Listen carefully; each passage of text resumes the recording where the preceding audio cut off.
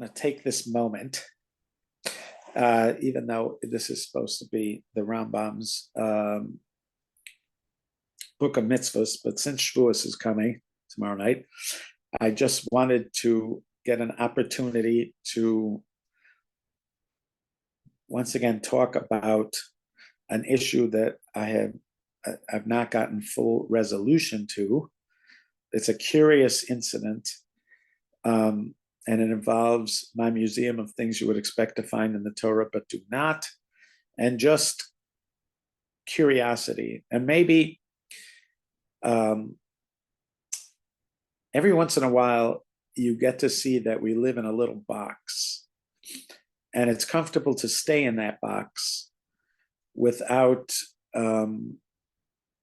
questioning the boundaries too much, because there's lots to keep us busy inside the box. But every once in a while you get to see the edges of the box and recognize that there is something beyond the box. I think another example of that, with a group I'm studying with right before this one, we're studying the book of Job. And I think there also, when you see Job and his friends sort of going back and forth about his particular suffering, I think you also see this demonstrated, that we don't know very much about anything. We don't really know very much. We have a lot of data, which makes us feel like we know a lot, but that only works as long as you ask accepted questions. If you ask questions that are not part of the curriculum, you find yourself sort of lost. And that's because the truth is that we don't know very much outside of what's already the kind of accepted curriculum. This is true about almost every subject. If you start asking questions that are new, a lot of times you just end up without a lot to do. There's just not a lot to work with. And after a while, you get bored and go back to the stuff that we know. And so, again, because we have so many things to work on, it just feels like we know almost everything, but we don't. Anyway, and every once in a while, you get to see that. So in the story of Job, you're presented with a situation where there's something we know as the reader, but they don't know as the characters. They don't know that Job did not do anything to deserve the suffering, but that rather this is part of something between God and the Satan. So Job has one piece of information that his friends do not, and that is that he didn't do anything to cause the suffering. That extra piece of information causes him to challenge the limit, what they know. He's really causing them to challenge what they know, because what they know works in almost every situation they had, except he got introduced to a new piece of information, and his new piece of information suggests there's more to it than just the information they have. And his friends are arguing with him that it's just his own arrogance, that if he would just kneel and humble himself to this one thing, in other words, essentially what it requires of him is to ignore this new piece of information he has, or this new worldview. If he'd be willing to do that, then everything's going to go back to the way it was. The only annoying thing about Job is he refuses to let go of what he sees, to ignore what he knows. If he would do that, he could go back to the little square that we all live in, and everything will be, and it'll feel like everything's understood. And it's sort of like that. Every once in a while, you get questions, and they show you that you're at the boundary of something, and that there's some new place that exists beyond that boundary. But people are just, I don't know, they just are not that curious or are nervous about going beyond boundaries or whatever. So this can happen on almost any subject, and it certainly can happen within Torah as well, that the fact of the matter is we don't know a lot about anything, even in Torah. We don't know a lot, but we still have, what I mean by we don't know a lot, I mean, in comparison to what there is to know, we have a lot of data, and you could spend your whole life on that data. You could easily spend many lifetimes on the data that we already know. But what we already know is only a small piece of the big picture. And God has told us that in many different ways, but including in the end of the book of Job. But it's still uncomfortable, when you ask questions about things that when we don't know them. And also, besides being uncomfortable, there's not data there. So what do you do when you're on an exploration and you don't have a lot of data? You're just looking at it. So again, there's a lot of people that have either been bored by this kind of conversation or just whatever. I've done it a couple of times and wasn't fruitful, or are scared by it. So I've found with a few questions that this is sort of the case. I shouldn't say with everybody. I have friends who are reliably interested in these kind of things. And I myself have, I'm sure, done this many times where I just don't want to look outside of the box. And I just, decide that I'm going to look inside the box and stay inside the box, not take the red pill or whatever pill it is on the matrix that makes you see the things as they are. But so one of the questions for me for the last several years has been the holiday of Shavuos, that somehow what was a harvest festival with no overt connection to any historical event, Shavuos is mentioned many times in the Torah. Never is it mentioned in association with Matan Torah, with the giving of the Torah. So when did the decision happen to switch the focus to Matan Torah? Who decided to do it? And when did they decide to switch it to focusing on when the 10 statements were made? That day when the 10 statements were said to the Jewish people is now the way we celebrate Shavuos, by focusing on that, the time of the giving of our Torah. That's what we call Chag Matan Torah Seinu. In our liturgy, it's reflected. It is also reflected that it's a holiday of first fruits at some place, or it's the holiday of Shavuos, which are names that are given in the Torah for it. But the primary focus is on the receiving of the Torah. When did that happen? Who decided to do it? It's an enigma. It's very possible that there is a discussion of it somewhere, but when I haven't come across it. And when I ask other very bright people about, the last person I asked was Rabbi Reese, and Rabbi Reese he's brilliant. He's absolutely brilliant. And so I asked him, can he think of any place or any evidence of a discussion about when the decision was made to switch it? And he couldn't at the time. Maybe he's thought about it since then, and he has some place for it. I'm not saying it doesn't exist. I'm just saying, but whenever I bring it up,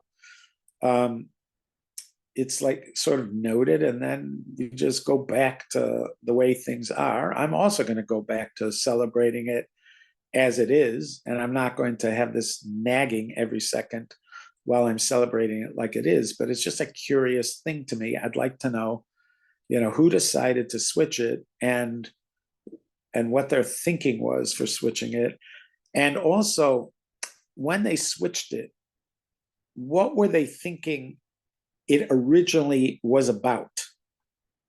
Well, because I have a theory about what it is about, but the interesting thing is I can't really have a good conversation about my theory about what I think it was about, because there's so few people that I have found that care what it was originally about. That's part of that square thing that I'm talking about.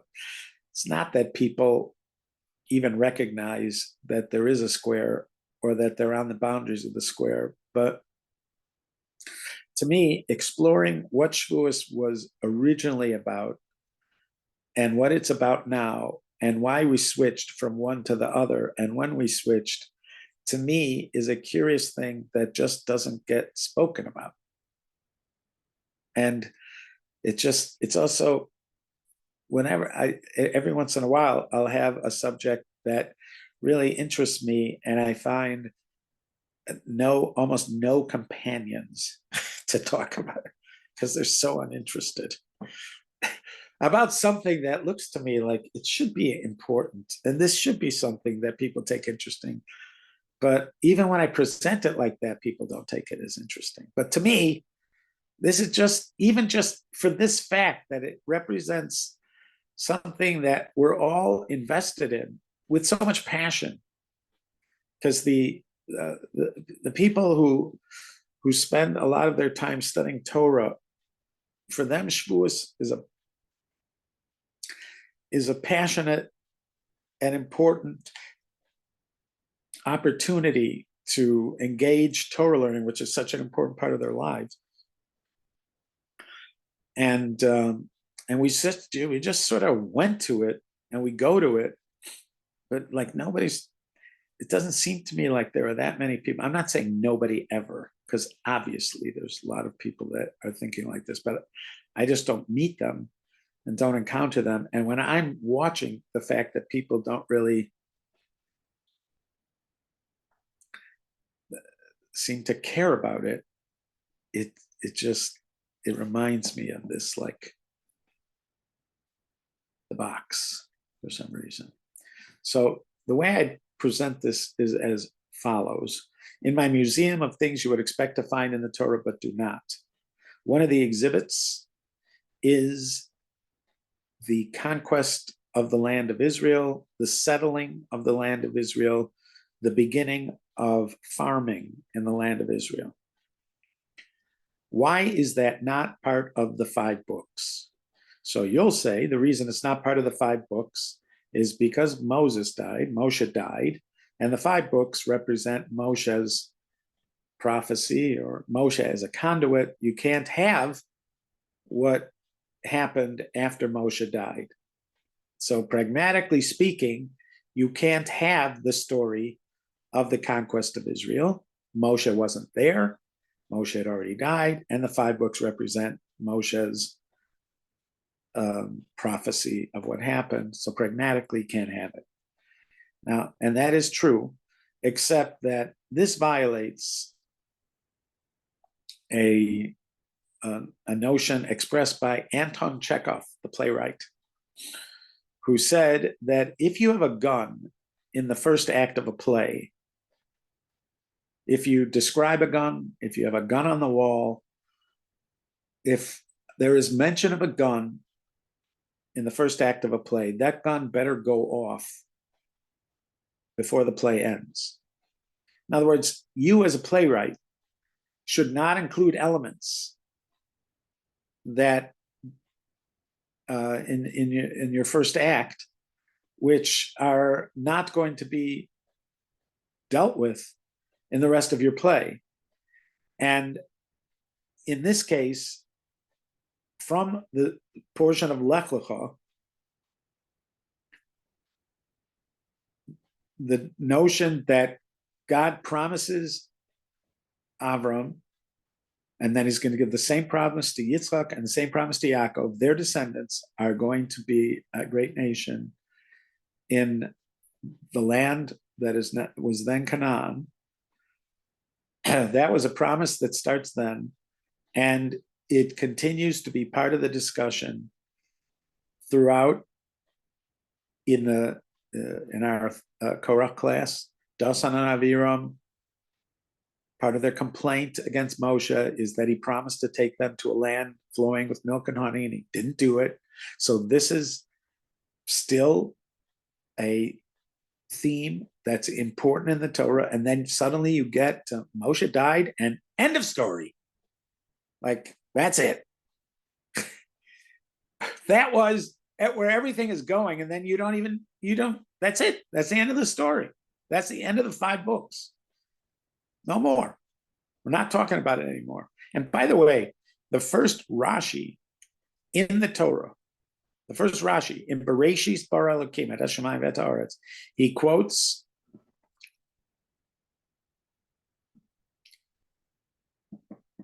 I'll tell you in a minute who he quotes. Anyways, he quotes what appears to be a medrash that asks the question, why does the Torah begin with Bereshis and it doesn't begin with the first mitzvahs in the Torah, like in Torah portion of Bo, where it says, HaChodesh Hazeh Lachem, this month is given to you, or this month is your month, talking about the first mitzvah that is spoken to the people of Israel. Why do we have Bereshit until then? And the answer is because we want to establish that God created the universe, he created the world, and he's going to give different lands to whoever he decides to give, and he chose to give this land to Abraham. So it makes it clear to everybody that we were meant by the Creator, by the one who apportions these lands. We were properly given the land, and we deserve the land of Israel. So even from the beginning of Bereshit, this is like, according to Rashi, according to the Medrash, this is that needs to be spoken of. So this is the great theme of the beginning of the Torah, and it continues through the rest of it, and then it ends without it.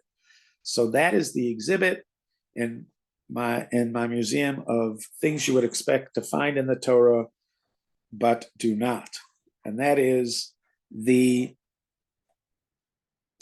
conquering, settling, and working of the land of Israel. And the question that would be asked is,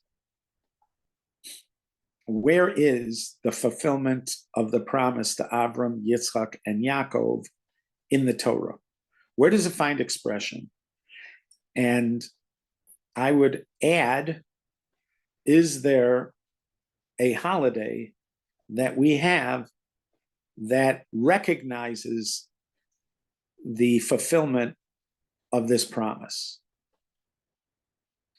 Pesach has a harvest element. It's the beginning of the barley offerings, and it has a historical element. That historical element is Yetzias Mitzrayim, going out of Egypt. Sukkot has a harvest element. It's the end of the harvest season, and it has historical element. It represents the lifestyle, especially living in the booths that we lived in while we were in the desert. So we have both those elements. Shavuos only describes the harvest element in the Torah, does not reflect the historical element. Again, we celebrate the historical element, which is Matan Torah, but the Torah does not overtly connect the two. You could get there from the data that you have from the Torah. You could get to the connection, but it takes detective work. Because it's not overtly described, and it's not even it's not just beneath the surface. It does take some detective work. The way you get to the connection between Shavuos and the giving of the Torah is that if you count the Omer from the second day of Pesach, and you count those days, then the 50th day would be the 6th of Sivan, and that is the day we think of as the day when God spoke the Ten Commandments at Sinai. So using some detective work, you could get there, but again, it's not emphasized in the Torah. So the Torah has a harvest connection. It's the beginning of the wheat harvest, which is the most important harvest of the year. Wheat is the staple element of food for the people, and so it's the most important harvest of the year.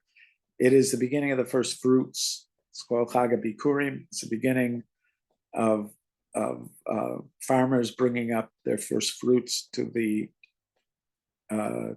the Beit HaMikdash and making a declaration before God. But so it's got the harvest element, but it doesn't have a historical connection from the Torah. So it is. This is my suggestion. I'm certain that I'm not the only person that made this suggestion, but it's just I haven't been able to find somebody who does, but I'm sure there are people out there who make this suggestion. And that connection is that Shavuos was meant to celebrate the fulfillment of the promise to the patriarchs. That if you look at the language of the Bikurim ceremony, which was called Chag Bikurim, is the beginning of that. In that there is a declaration, which is, by the way, left out of the Haggadah, even though the Haggadah itself focuses in detail on this declaration, but the Haggadah leaves it out. It leaves out the declaration that God had made a promise to the patriarchs that his people would be a great nation living in the land of Israel, productive in the land of Israel, and the farmers declaring, "I am that fulfillment. Here is the fruit. The promise has been fulfilled," and so I'm suggesting that Shavuos is in fact the fulfillment of that promise. And when in the Torah portion of Ki Tavo that talks about the farmer bringing his first fruits and making that declaration, that in Ki Savo they are laying out the groundwork for what is going to be the ritual once we are in the land and are productive farmers in the land. So Shavuos would have been a celebration of the completion of that promise. We don't celebrate it that way now, and I could understand why, that in exile we don't have the opportunity to live the fulfillment of the promise to the patriarchs. So celebrating it as a time of fulfillment of the promise would feel painful and perhaps disingenuous. So therefore, I could see why a decision would be made to switch it to something else that's also perhaps connected theologically, but certainly you have another connection to something. There is no evidence that this is the reason, and there is no, I haven't found a lot of support for the notion that Shavuos would have been a celebration of the completion of that promise. But I, for a couple of years, suggested this almost like a conspiracy, even though I don't really think of it as a conspiracy, but almost a conspiracy that, especially when the Haggadah is exploring these verses, why does it leave out the elements that suggest that the Bikurim is a celebration? It leaves out any discussion about the fact that we had over 1,000 years of life in the land of Israel, many of those years productive, fulfilling lives in the land of Israel, that would have been a fulfillment of the promise to Avram, Yitzchak, and Yaakov. If you go through the Seder, you talk about how we got to the desert, and then after we got to the desert, there's no discussion about the fact that we finally made it into the land of Israel and built a productive commonwealth in the land of Israel, and any of that. There's just like you're sort of left thinking that we've been kind of wandering. We've been in a holding pattern since we got to the desert. We've been in a kind of holding pattern. One day we're going to end up in Jerusalem and in a built-up Jerusalem, but everything else is left vague. And again, it could be that part of the reason for that, it was intentional, because that's, to some degree, when you're living in exile for a long time, that's how it feels. It's a vague memory that there was a time when we lived in Israel and we were productive, and therefore it's let's dwell on getting back there, but not, for some reason, it wasn't productive to think about the 1,000 years plus that we were actually living there, farming there, producing fruit there, living full lives there. For some reason, it was not considered productive. So therefore we don't. And I'm suggesting that the same kind of thinking switched the way we celebrate Shavuos. It's not productive to think about that time, so we're not going to. We're just going to divert our attention to Torah and to Matan Torah, and not think about that other time. It's just funny to me that it clearly happened, and I do not doubt the wisdom of it. I just sort of find it funny that nobody cares, and I'm not saying nobody. A lot of people know. I mean, especially critics of Torah notice it. Critics of Torah notice it, but the people that are living it just sort of, even if you show it to them for a second, just move right back to what it is, not curious at all. And also, that's the question, as we are in these times of quickly approaching Mashiach, and we see the flourishing of the land of Israel, and the return of exiles, and the sense that the Beis HaMikdash, in theory, could be built any day. So we have all these signs of impending Mashiach. This is one of those things that I think should be on the minds of a lot of us again, which is the fulfillment of the promise to Avram, Yitzchak, and Yaakov, which is that we'll be a great nation in the land of Israel, productive in the land of Israel. We see all sorts of modern expressions of productivity that are not necessarily agricultural. The country is just, it grows in front of you in so many ways. The people continue to come to the country. There's buildings constantly being built. There's all sorts of sophisticated engineering and technology, besides the fact that the country is able to be agriculturally so productive, and even the water, which people thought is going to run out, is not going to run out.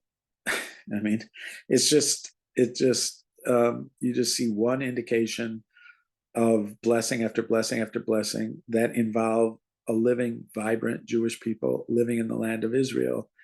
But we still hesitate to wonder even about that next step, which is, again, turning our gaze back to the promise that was given to Avram, Yitzchak, and Yaakov, to the focus of the Torah. The focus of the Torah from Lech Lecha on, and the Medrash is already bothered, considering it from the very beginning, or at least Rashi is considering it. There's some question about that, whether that's a real Medrash. It's Rabbi Yitzchak. Is it Rabbi Yitzchak who he quotes? I think there's some question as to whether that's a real Medrash. Anyways, could it have been Rafi's grandfather? Isn't that somehow there's something? Well, who is it? It's not Rabbi Yitzchak. Who did they ask who it was? Who was that Medrash? Why can't I remember? I can't remember my kid's name, so of course I can't remember that. But what he says in the name of somebody. Anyway, so yeah, there was some question. Yeah, because they said he starts it like it's a Medrash, but nobody can find the Medrash. But so, anyways, that's what I return to at this time as I look at it. On the last couple of years on Erev Pesach, I've gone to the Kotel around Mincha time, the beginning of Mincha time, which would have been when they brought the Korban Pesach, hoping that somebody's going to bring the Korban Pesach, mostly just hoping that Mashiach Tzidkenu comes at that moment. But Rabbi, so I have a similar thing about Shavuos. Go ahead. Yeah, Sam. I'm sorry to interrupt. I'm a little bit lost what you tried to tell us today. What I'm trying to tell us is that the way we celebrate Shavuos now is not the way it was described in the Torah. And there are pragmatic reasons for it, but and the question is, why did it get changed? I guess part of the question is, who changed it? Why did it get changed? Why does nobody care that it got changed?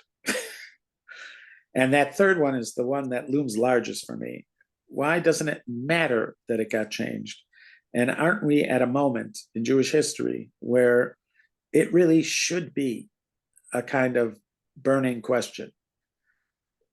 Because it is my belief that originally it was a big part of Shavuos was to celebrate the realization of the promise that God made to the Jewish people. And that we've sort of veered our eyes from it for a long exile. And now we're getting back to a time where there's lots of people in the land of Israel who are being fruitful and are on the cusp of fulfilling once again the realization of the promise given to Avram, Yitzchak, and Yaakov. So you would think that this would be the right time to once again wonder about that switch of how we celebrate Shavuos and try to switch it back, or at least look forward to it getting switched back, even that. So that's that. That's my review. But what is this?